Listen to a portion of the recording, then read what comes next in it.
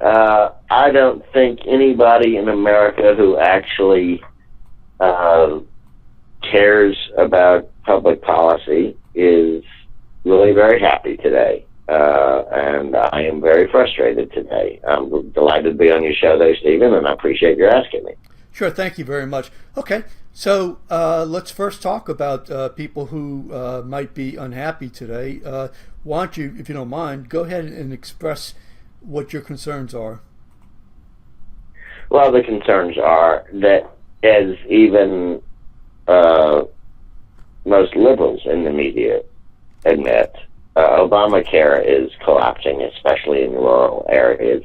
I now live in Alabama. We have only one major healthcare provider, a couple of other little ones you can find if you really look. But people's premiums are skyrocketing and people's choices are diminishing by the day.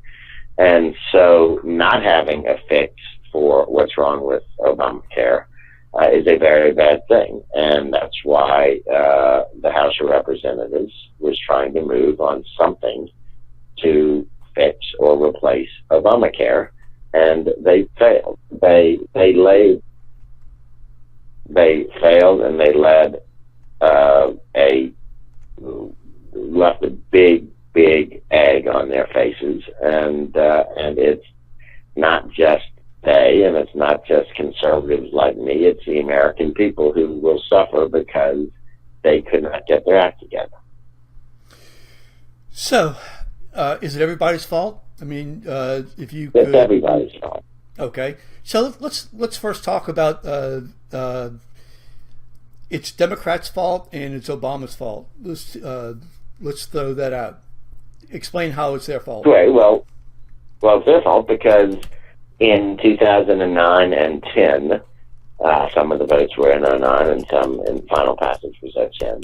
They passed the single worst piece of legislation in American history. Obamacare is in the process of ruining our healthcare system, and it was passed entirely with Democratic votes, not a single Republican vote, and it was passed by all sorts of legislative tricks and cheating that should never have been allowed, and because of it, our premiums are going through the roof. Our choices are diminishing. Doctors are retiring out of frustration. It's a bad deal. On the other hand, that was 7 years ago, and people don't want to, worry about blaming somebody for what happened 7 years ago. It was the job of the new Republican Congress and the new Republican administration to fix it, and they just blew it. Okay. So at this point in time, how much fault do you give to them at this point in time? Oh, well, the House leadership, Paul Ryan and company, really did not handle the creation of the bill very well. The policy was much weaker than it should have been. The political groundwork laid was nearly non-existent. The PR was, again, almost non-existent, or even, if it's possible to be worse than non-existent, it was. That said, once they fumbled this opening, they did everything they could to salvage it, and they worked sincerely with all sides, and they are about the only people that at least made a sincere effort to salvage the situation. So I give them a lot of the blame for the start, but they tried to redeem themselves. The Trump White House was utterly incompetent. Now, I will have to say this. Trump actually did try. He didn't overwhelm things. He didn't say anything stupid. He actually tried to be a team player. It was the most presidential I have seen him act. And I'm a big Trump critic. I'm a big Trump critic, so that takes a lot for me to say that. But he did not torpedo it. He tried to play nice with the Republican leadership, did what they asked. Now, he never learned the details. He never made a real effective public effort to sway the American people behind it. And his administration tried hard, but they tried incompetently. So they deserve a lot of the blame too. Although at least their mannerisms in this case were better than they have been in the past. So that's two sets of people to blame, but with a few caveats, a few excuses for them. Then there's a third group. The third group is the House Freedom Caucus, which is the group of absolute hardline conservatives in the House, backed by all the outside conservative groups like Heritage Action and Freedom Works that have long been my allies, that have long been part of the conservative movement, and they acted like asinine bullies who could not look at the country's best interests, who were just interested in saying no, who were just interested in having their way or the highway, who could not take yes for an answer, who every time they were given a concession, they asked for more instead of moving in the direction of compromise.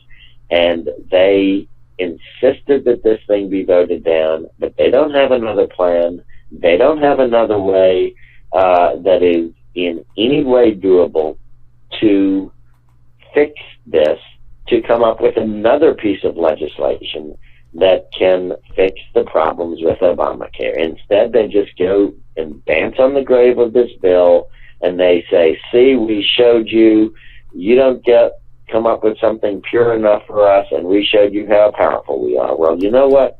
They did show how powerful they were. They showed that they were powerfully asinine bullies who cannot actually govern, and it's outrageous.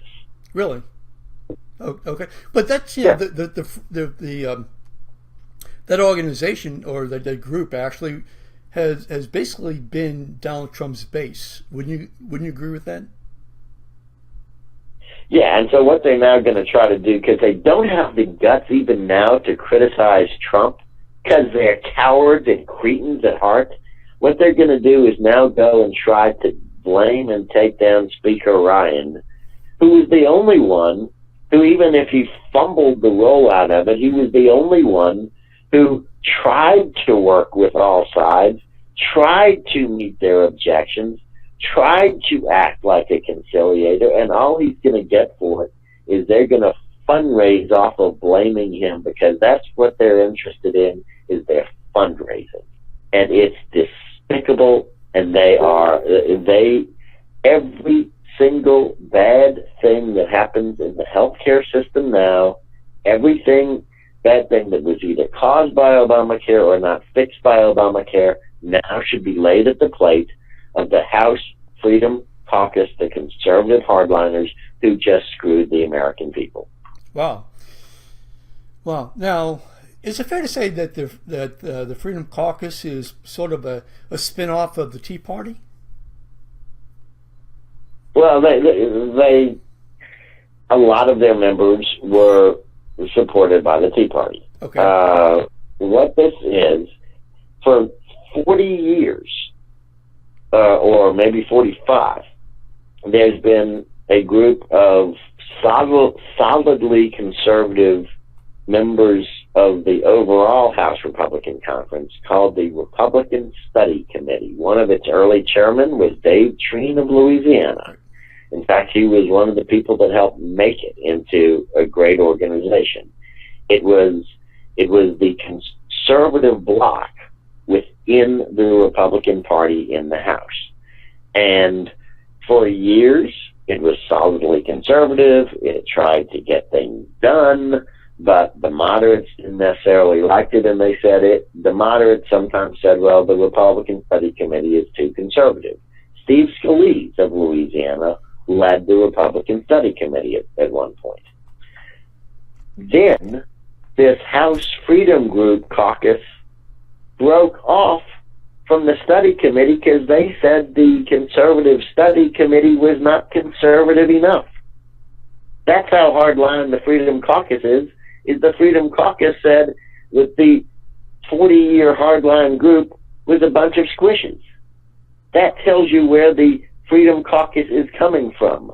They're coming from the purity, we're holier than thou attitude, our way or the highway, all or nothing. We don't care about anybody else wing of the conservative movement and the Republican Party. And they just screwed the American people.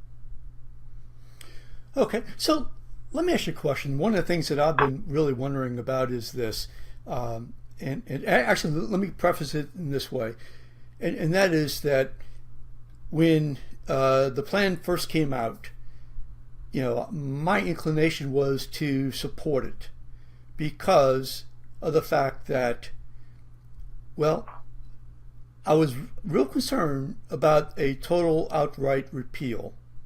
Repeal does not mean repeal and replace. It means repeal, because you can't repeal and replace at the same time. It's all, you have to repeal and then you have to replace later on, which means that at some point in time at the repeal, there could be a total disruption in insurance, meaning there's no governing law. And so the law that will apply would be the law that existed at the time of the creation of the policy. So that brings you back to the situation prior to Obamacare. And the insurance companies would likely say, hey, we don't insure you at all because your policy was born under Obamacare and your benefits are procured through Obamacare. And I never heard anybody ever talk about, okay, what happens if you have an absolute repeal? Who has insurance? Without a replacement, you mean? Without a replacement, yeah. And I never. You're right. Yeah, go on. You're right. I mean, I'm disagreeing with you. You're absolutely right. And that's what the House Freedom Caucus demanded. They wanted a total repeal, and they said, well, we'll replace later. Well, you know what? That doesn't work. You're absolutely right. You disrupt the entire system and health plans of tens of millions of Americans if you repeal with no replacement mechanism and no transition. And that's what they were demanding, and it makes them nihilists. It makes them Jacobins. It might even make them describable as Trotskyites. And it's, again, I keep saying, it's despicable. Well, it almost sounds like Steve Bannon, but Bannon was in favor of the legislation in terms of the Trotskyite. There are actually reports coming out that he was going through the motions of supporting it, but that he was privately telling people, well, this bill is actually a sop to the insurance companies and it's not populist enough. So he was playing both sides of the fence, which is exactly what you might expect from Steve Bannon. Right. No, I understand. So what do you think your storyline is going to be? And by the way, let me just say this, that on the screen right now, we have a telephone number. If people want to call in, again, if you want to call in, the number is on top of the screen on Facebook and also on Bayou Buzz. And the meeting ID, it's a toll-free number. So we have about 5 more minutes with Quin Hillyer. And I would love to get your calls. We had one just the other day who stayed on for about a half hour. So let us. What's the storyline? Is the storyline that say that Trump and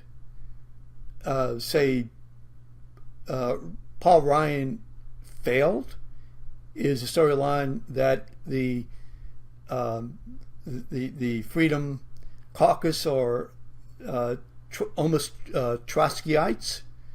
Is the storyline that the Democrats didn't come up to the table? Or is it all of it? All of the above. Okay. All of the above. But you know what?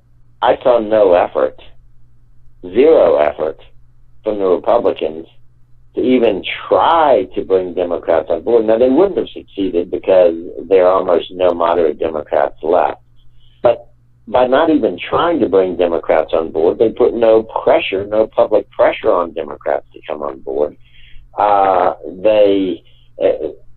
They made no real effort to explain to the public why what they were trying to do was good, and in doing so, to maybe see if they can pull off one or two Democrats and maybe try to make it bipartisan, maybe bring other ideas in too. They didn't do any of that either. But of course, one reason they didn't is because most of the Democrats had told them to get lost in the first place. We aren't going to help. So again, blame to go all around. But this was not competently handled by the White House or by the leadership team in the House. Although again, I do keep wanting to say that Speaker Ryan made a near Herculean effort to make up for his original incompetence in doing this, and I do feel badly for him because he really tried, but they didn't do a good enough job of it. But you know what? If they had done a good enough job of it, it still might not have succeeded because the House Freedom Caucus was determined to flex their muscles and say no. And that's why I call them Jacobins.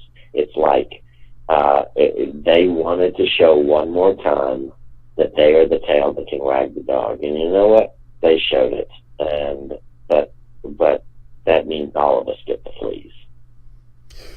So let me tell you something about you. That is that, okay, so if they lose or at least if there's, say, hard feelings between, say, Team Trump and the Freedom Caucus, there's got to be also some hard feelings between Trump and his base. I mean, I'm talking about, his base from the workers that he said he represented, that he was speaking out to.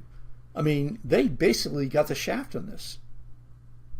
Well, yeah, but there's a logical disconnect. It's really weird. So many Trump backers have such confirmation bias that even when their guy lets them down, they don't want to blame him. They're going to look to blame somebody else, and they'll end up blaming Speaker Ryan because they can't yet admit that they were wrong. Now, months or a year or so passes, and they'll be able to say, well, I wasn't really for Trump all that much, and they'll start to make excuses, and then they'll be able to start blaming Trump. But for right now, oddly enough, Trump's not getting much of the blame.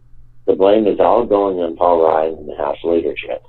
The blame, from Trump supporters, and the blame from right now the conservative grassroots is also going to Paul Ryan.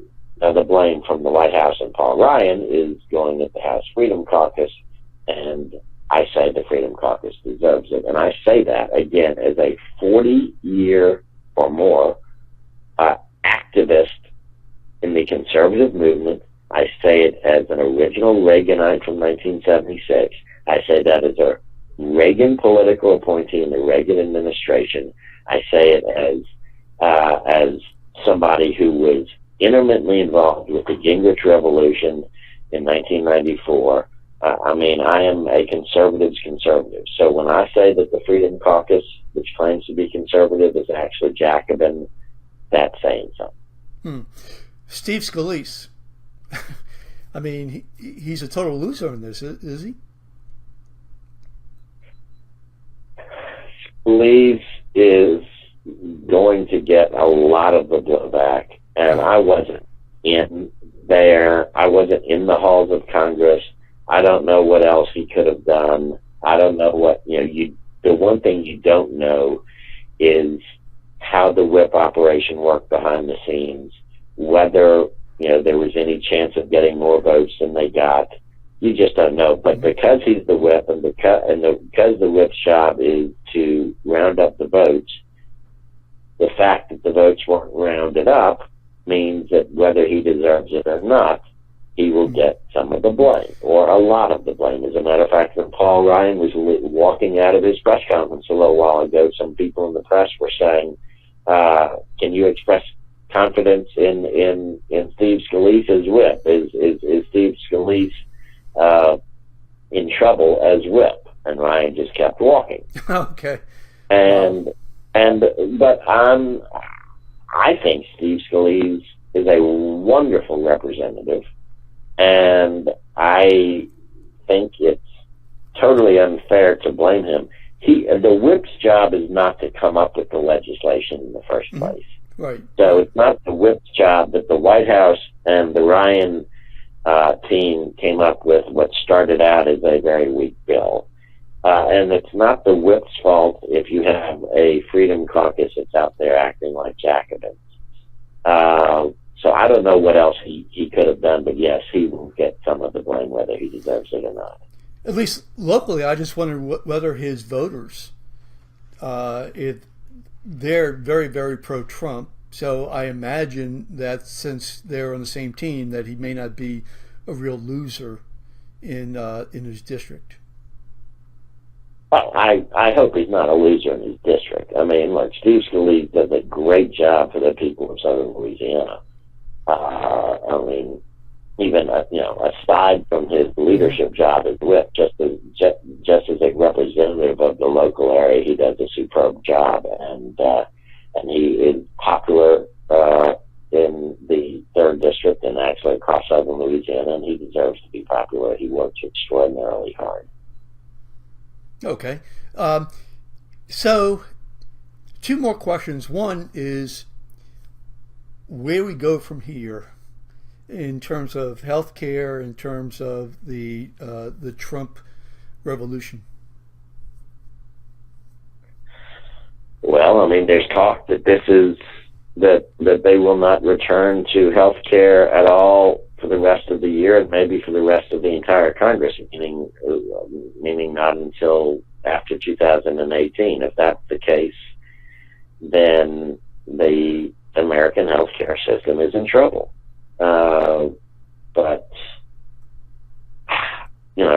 how does a Trump administration turn around from this embarrassing defeat and then be able to claim any political sway to push through something else big like tax reform? I don't know. I mean, this is the single worst political debacle for a new administration that I have ever seen. Right. This is worse as a political debacle. It's worse than the stumbling start that Jimmy Carter made. Or Bill Clinton. I'm not saying that the Trump administration does or does not deserve the debacle. I'm just saying, just objectively speaking, how it affects the rest of their political position going forward. This is even worse than the stumbling start that Jimmy Carter made in 1977.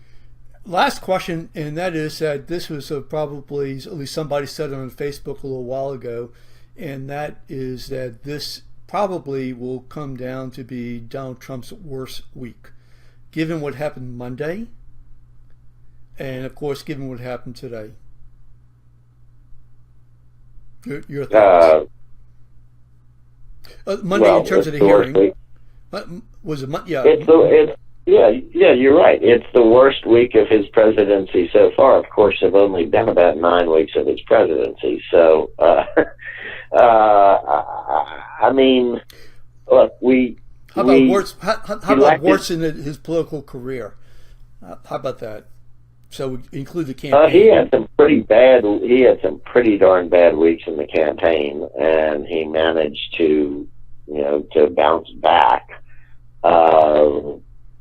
But he was always the victor, though. He was always the victor. That's the whole thing. This time, I mean, he's got a big L hovering over his head. Loser. Yeah. Yep. Yeah. Trump said again and again and again and again in the campaign that fixing Obamacare would be easy, that quote, only I can do it, that he knew how to do it, that it would be virtually a snap of his fingers, and now he's fallen on his face. That's really, and it's embarrassing. And he's got the Russian, and he does have, I think, in my opinion, based on the research I've looked at, I think that he has he's going to have a difficult time with the Russian issue. I mean, I really think so.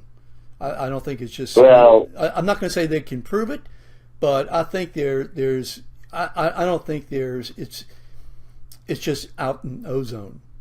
I mean, that's fundamental. No, it's not out. It's not out in the ozone. I think it's going to go back to Manafort and Flynn. Yeah. And I don't think for a minute that Donald Trump was a knowing agent of the Russians or something like that. But he surrounded himself with at least two people, actually three, because there's a guy named Carter Page, right, who were quite obviously way too close to the Russians. And then Trump himself, again and again, talked about how great Putin was, how much he admired Putin,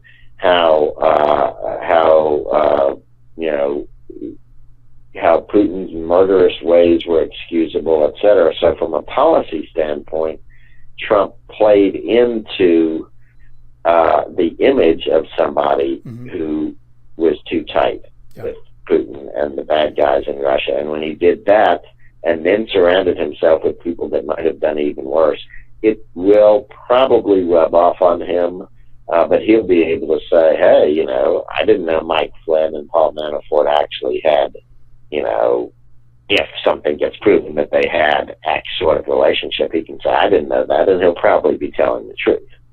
I'm going to send you something by email, and I'd like to get your thoughts later. Just something I've seen, and I don't know if it's correct or not, but it's out there. I happen to see it on Twitter. So we'll have to see. Okay, Quin Hillyer, listen, thank you so much for taking your time, and your most recent writing is people can sign up for your newsletter. They can go to quinhillyer.com. Yeah. Okay. At Quin Hillyer, quinhillyer.com, and up in the upper right-hand corner, you just put in your email address, push the yellow subscribe button, and it's free. You don't have to do anything else. Okay, I'm also going to send you this video on Facebook Message. I tried to post it on your timeline, but I couldn't. So I'll send it to you on Facebook and also via Twitter. Okay? Okay, Quin, thank you. Thank you so much, Stephen. Thank you. I mean, really great. Thank you. I appreciate it.